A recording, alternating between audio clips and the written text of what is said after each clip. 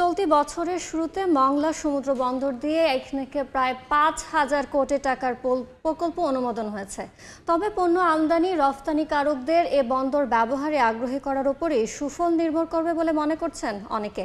আরও বিস্তারিত জানাতে বন্দর জেরিতে আছেন সহকর্মী মাহমুদ হাসান, সরাসরি যুক্ত হচ্ছে তার সঙ্গে।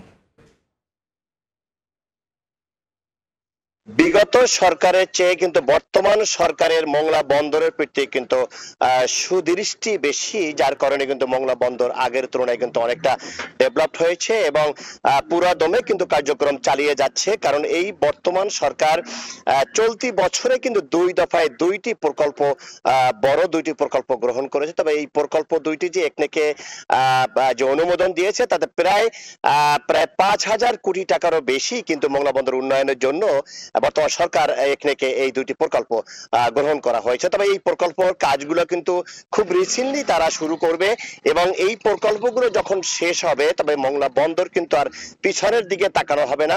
মংলা বন্দর সে আগের তুলনায় কিন্তু অনেকটা ডেভেলপড হবে বলে আমাদেরকে জানিয়েছে। তবে ব্যবসায়ীরা যে কথাটি জানিয়েছে যে অন্যান্য বাংলাদেশে যে অন্যান্য যে বন্দরগুলো রয়েছে সেই বন্দরের তুলনায় যদি পর্যাপ্ত সুযোগ সুবিধা বা তাদেরকে সেইভাবে নেভির সার না দেওয়া হয় তাহলে কিন্তু ব্যবসায়ীরা কিন্তু এই মংলা বন্দর ব্যবহার করতে কিন্তু আগ্রহ হবে না। তাহলে মংলা বন্দরের যে সুযোগ্য যে চেয়ারম্যান রয়েছে সেই চেয়ারম্যান কিন্তু ব্যবসায়ীদের নিয়ে দফায় দফায় তারা কিন্তু মিটিং করছে, আলোচনা করছে কিভাবে যে বাংলাদেশে যে এই মংলা বন্দর ব্যবহার করার জন্য যতটা সুযোগ সুবিধা দেওয়া দরকার আমদানি রপ্তানিকারক ব্যবসায়ীদের, সেগুলো কিন্তু তারা বিভিন্ন বিষয় নিয়ে তাদেরকে নিয়ে কিন্তু আলোচনা করেছে এবং এখনো তাদের সেই আলোচনা অব্যাহত রয়েছে। তার কারণ আগে কিন্তু এখান থেকে পাটজাত দ্রব্য এবং হেবায়িত পণ্য কিন্তু পর্যাপ্ত আকারে এখান থেকে রপ্তানি হতো।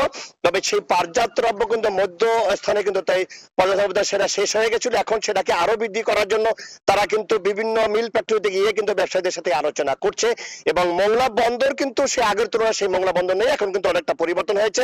জাহাজের সংখ্যা বেড়েছে, আমদানির সংখ্যা রপ্তানির পণ্য সংখ্যাও বেড়েছে, বাড়ছে রাজস্ব সংখ্যাও। তবে এই ছিল আমার কাছে মংলা বন্দরের সক্ষমতার সর্বশেষ খবর।